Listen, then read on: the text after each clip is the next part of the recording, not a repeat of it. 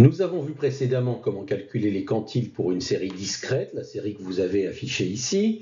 Voyons maintenant comment les calculer pour une série continue. Donc j'ai plus besoin de cette série de voitures et foyers qui est discrète. Je vais prendre la série continue que voici, avec la répartition des montants qu'ont dépensé chaque client dans un magasin le jour où j'ai fait l'enquête. D'accord ? Donc le processus pour calculer les quantiles va être le processus d'interpolation linéaire, c'est-à-dire exactement le même que celui avec lequel nous avons calculé la médiane pour les séries continues. Donc le calcul des quantiles pour une série continue ne ressemble pas du tout au calcul des quantiles pour une série discrète. Par contre, il ressemble beaucoup au calcul de la médiane pour une série continue. Et je pense que la meilleure manière de vous le faire comprendre, c'est de vous faire étudier un exemple. Donc, alors, première chose, pour les quartiles, vous pouvez être tenté de rentrer les valeurs moyennes de chaque classe à la calculatrice, de faire stat invar, et la calculatrice va vous donner des valeurs de quartiles. Elles sont fausses. Donc surtout, n'allez pas vous imaginer que ce que la calculatrice vous donne comme quartile, ce sont les vrais quartiles. C'est complètement faux, ce sont des valeurs complètement fausses. Alors pourquoi elles sont fausses? C'est pas parce que la calculatrice se trompe, c'est parce que vous avez rentré à la calculatrice, comme vous ne pouvez pas rentrer un intervalle de 0 à 50, vous avez rentré le centre de chaque classe, 25 €. Donc en fait, vous avez une série continue, mais ce que vous rentrez à la calculatrice, c'est une série discrète. Et comme la calculatrice, elle ne voit qu'une série discrète, elle ne sait pas qu'il y a une série continue qui se cache derrière, elle va appliquer les procédures de calcul des quartiles d'une série discrète qui sont absolument pas les mêmes, et donc les valeurs que vous obtenez sont mécaniquement fausses. Donc voilà, je préférais, avant de vous donner l'exemple, vous faire cet avertissement-là. Vous ne calculez jamais les quartiles avec stat invar lorsque vous avez une série continue.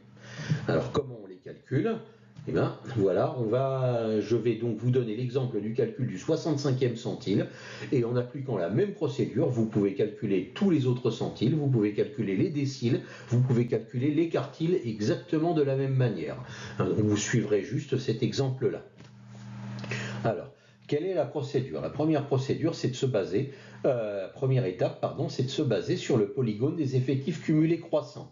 Alors, dans le calcul de la médiane avec une série continue, j'ai expliqué comment on calcule le polygone, comment on dessine le polygone des effectifs cumulés croissants.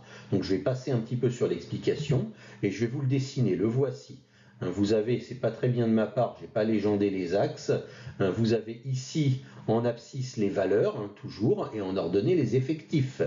Là, les valeurs, c'est-à-dire c'est ce que les clients ont dépensé. Donc vous avez 200 €, 400 €, 600 €, etc. Et les effectifs 100, 200, 300, 400 clients, etc. Et donc vous avez 258 clients qui ont dépensé jusqu'à 50 €, et le reste, ce sont des effectifs cumulés. Je n'ai pas calculé ici, en fait, il faudrait calculer la troisième ligne, les effectifs cumulés. Comme ça a déjà été fait dans une vidéo précédente, je n'ai pas rajouté, mais je vous conseille, pour construire le polygone, de rajouter une troisième ligne en dessous, effectifs cumulés. Et vous verrez que jusqu'à 200 €, vous avez 450 clients, jusqu'à 500 €, vous avez 599 clients, et jusqu'à 1000 €, vous avez 748 clients. D'accord ? Et là, nous voulons le 65e centile, c'est-à-dire 65% de la population. Donc on va repérer ces 65% de la population sur le graphique. Mais avant de les repérer, il faut déjà calculer combien de gens ça fait, combien de clients ça fait. Donc on va prendre l'effectif total. L'effectif total, vous le voyez sur le polygone, c'est 748 clients. Et nous allons le diviser par 100. Voilà, nous avons 748 clients. Et comme on veut des centiles, nous allons le diviser par 100. Donc 748 divisé par 100, ça fait 7,48 clients pour un centile. Et comme on veut le 65e centile, on multiplie par 65. 7,48 fois 65, ça fait 486,2. Donc 65% de ma population, c'est 486,2 clients. Alors attention, pour les séries discrètes, j'avais dit d'arrondir au supérieur. Pour les séries continues, non. Pour les séries continues, on n'arrondit pas. On reste avec 486,2, même si c'est pas cohérent, même si c'est pas possible d'avoir 486,2 clients. D'accord? Donc ce 486,2, qu'est-ce que vous faites? Vous le mettez sur le diagramme. Où est-ce que vous allez le mettre, le 486,2? Est-ce que vous allez le mettre sur l'axe des abscisses ou sur l'axe des ordonnées? Eh bien, étant donné qu'il s'agit de 486,2 clients, les clients sont sur l'axe des ordonnées. Sur l'axe des abscisses, il y a des euros, il n'y a pas des clients. Donc j'ai 486,2 clients ici, c'est au-dessus du 450. Donc je vais jusqu'à mon polygone et je redescends. Et la valeur à laquelle j'arrive lorsque je redescends, c'est la valeur que je cherche. Ici, c'est le 65e centile qu'on avait écrit en écriture mathématique, c'est indice 65. C comme centile, indice 65. Pour les déciles, c'était D, pour les quartiles, c'était Q.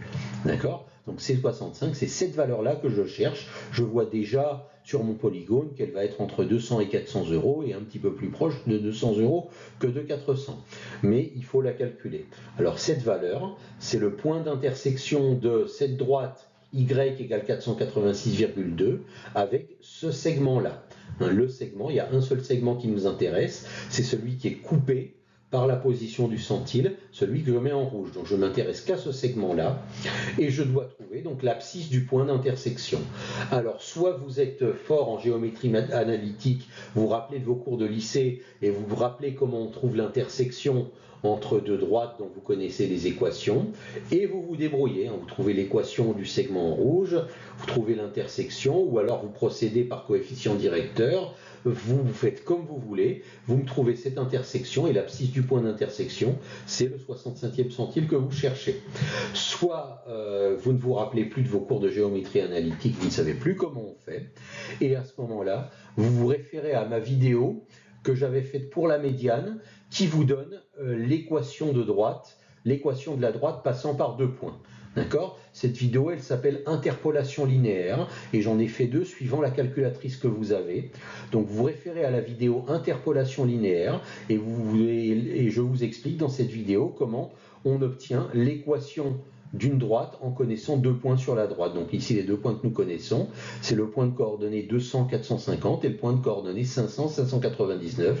Et en rentrant ça à la calculatrice, nous trouvons l'équation de la droite qui est en rouge, celle qui nous intéresse parce que c'est elle qui est coupée par la position du centile. Et cette équation, normalement, si vous faites bien les choses, vous devez trouver à peu près ça. Y égale à 0,496x plus 350,667. D'accord ? Et là, il ne reste plus qu'à substituer dans cette équation 486,2. Alors là, vous vous apercevez, maintenant vous voyez très bien, 486,2 il est sur l'axe des ordonnées. 486,2, c'est donc une valeur de Y. Donc on va mettre 486,2 à la place de Y. Et à la place de X, on va bien entendu obtenir le 65e centile.